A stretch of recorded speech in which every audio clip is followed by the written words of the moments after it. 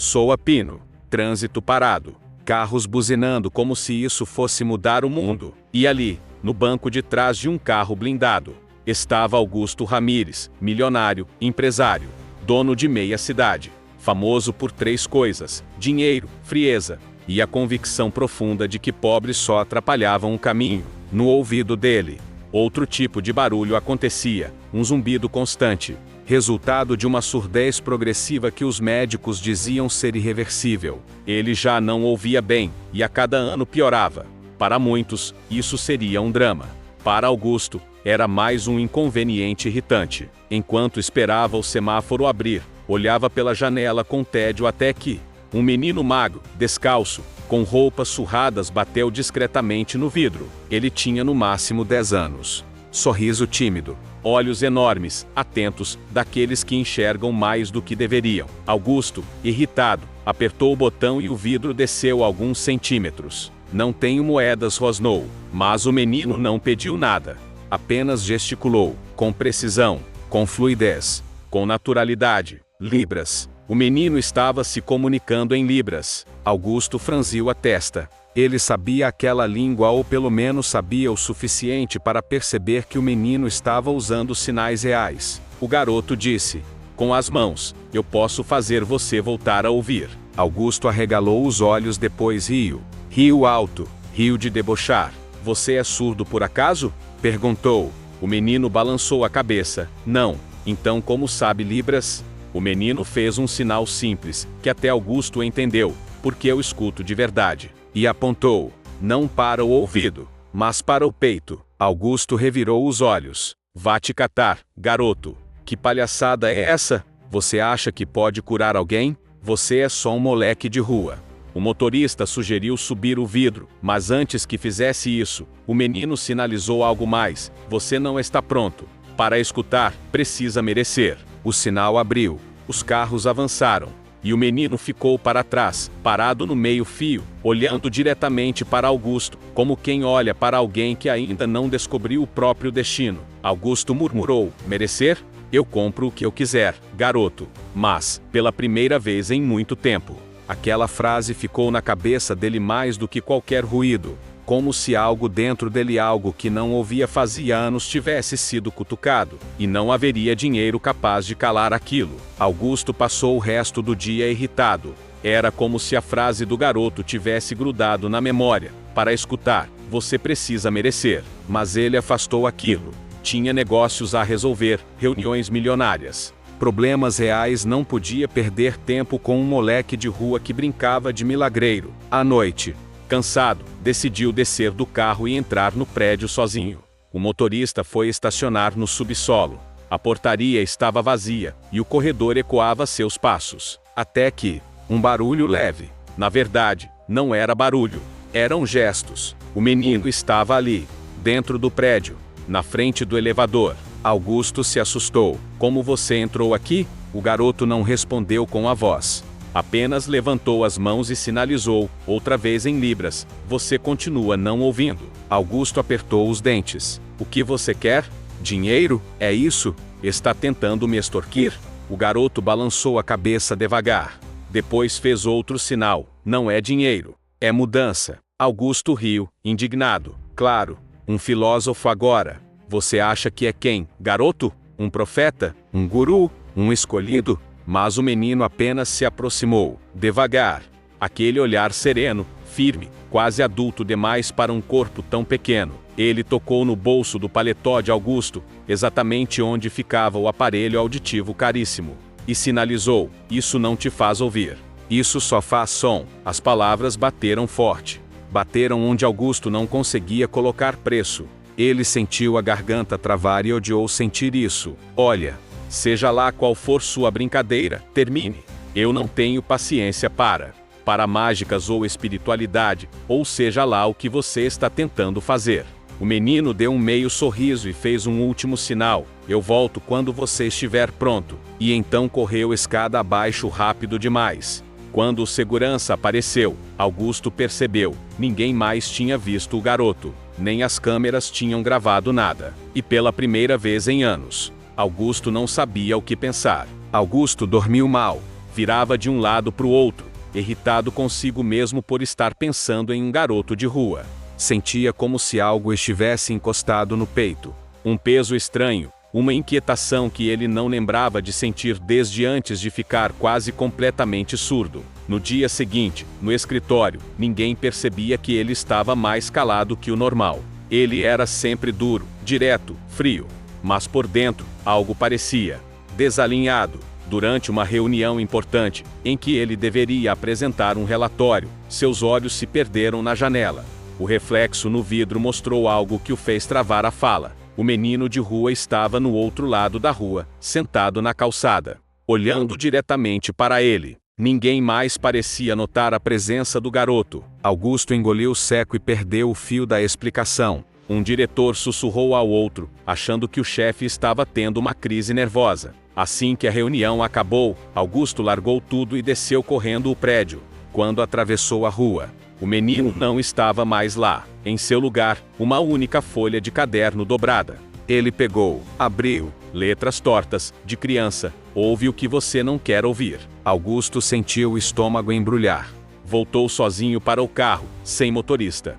Acelerou pela cidade sem rumo, até parar num farol. E ali, novamente, ele o viu. O menino estava na calçada, conversando em libras com uma senhora surda. Conversando como um intérprete profissional. Com fluência, com naturalidade, com carinho. A mulher exibia um sorriso grato.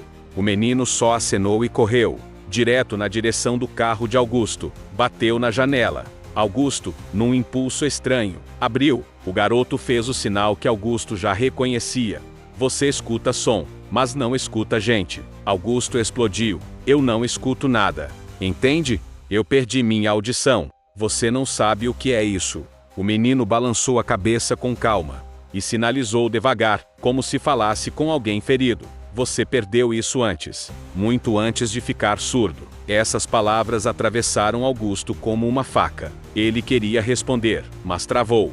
O menino deu meia volta e correu, desaparecendo em meio às pessoas. E um pensamento desesperador começou a crescer dentro dele. Quem era aquele garoto? E como ele sabia tanto? O milionário acelerou o carro, como se tentasse fugir de si mesmo, mas algo dentro dele já tinha despertado. Algo que não caberia mais, dentro do silêncio confortável que ele tinha construído durante tantos anos. E esse algo levaria ao lugar onde ele menos esperava encontrar respostas. A própria história que ele evitou enxergar. Augusto passou a noite inteira revirando a cidade, procurando o menino. Becos, praças, portas de lojas. Nada. Era como se o garoto simplesmente sumisse quando queria. Ao voltar para casa, exausto, encontrou a mansão silenciosa como sempre. O eco dos próprios passos parecia zombar da solidão que ele jurava não sentir. Subiu as escadas devagar, remoendo cada gesto do menino, cada frase, cada expressão em libras. Naquela noite, pela primeira vez, ele não se trancou no quarto para fugir do mundo. Sentou-se no chão da sala, no escuro, abraçando a própria perna como um homem perdido. E ali, sozinho, começou a lembrar do que evitava há anos. Aquela noite do acidente. O carro, a chuva, a discussão com a mãe. O grito dela, você só pensa em você, Augusto. E depois, o silêncio eterno. Ele queimava por dentro. Não sabia se chorava por saudade, culpa ou raiva daquele garoto que parecia saber onde doía. O relógio marcou 3 horas da manhã quando a campainha tocou. Augusto gelou. Ao abrir o portão, viu uma mulher idosa, roupa simples, olhar cansado. Você é o Dr. Augusto? Ela perguntou, devagar, para que ele conseguisse ler os lábios. Ele assentiu. Eu acho que meu neto esteve com o senhor, disse ela, mostrando um desenho amassado. O desenho mostrava um homem de terno, com uma lágrima azul caindo do ouvido. O seu neto é o menino? Augusto arriscou. Ela suspirou. Ele tem essa mania de aparecer para quem ele acha que precisa. Fica nas ruas, mas volta sempre para mim. Às vezes fala coisas que eu nem entendo. Augusto engoliu em seco. Ele sabe libras? Desde pequeno. Aprendeu sozinho, acredita? Começou imitando uma moça surda que vendia balas na estação. Depois parecia que entendia tudo.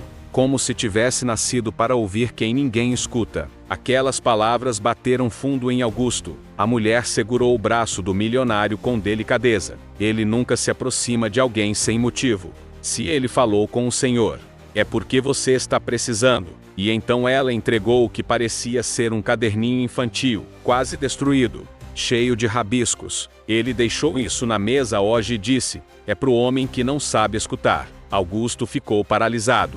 Dentro do caderninho havia frases curtas, tortas, escritas com dificuldade.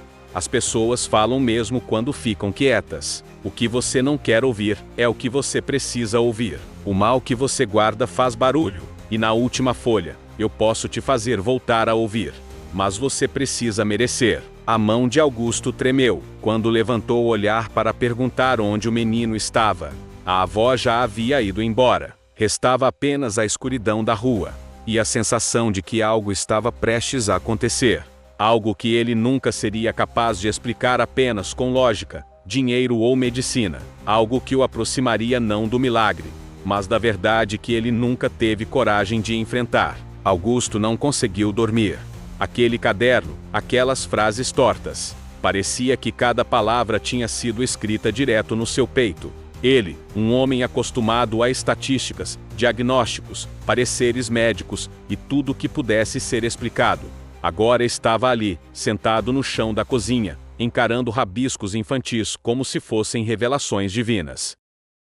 Quando o amanhecer finalmente riscou o céu, ele tomou uma decisão que surpreendeu até a si mesmo. Não iria trabalhar, não iria para reuniões, não iria ver ninguém. Precisava encontrar o menino. Desceu a rua, acelerado, olhando para cada esquina, cada sombra, cada beco. Perguntou aos vendedores ambulantes, aos mototaxistas, aos moradores de rua. Nada. Até que, perto da hora do almoço, ouviu alguém bater na lataria do seu carro. Virou rápido. E lá estava ele. O menino, com aquele olhar esperto e sereno, como se soubesse que Augusto passaria por ali exatamente naquele minuto. O milionário desceu do carro quase tropeçando. Eu preciso falar com você, Augusto disse, nervoso, articulando devagar para garantir que o menino pudesse entender. O garoto sorriu, um sorriso calmo, quase sábio. Fez sinal para ele o acompanhar até uma praça vazia. Sentaram em um banco, um do lado do outro, em silêncio. Augusto não sabia como começar. Nunca tinha exposto seus sentimentos nem para os médicos que o acompanhavam. Por que você disse que podia me fazer voltar a ouvir?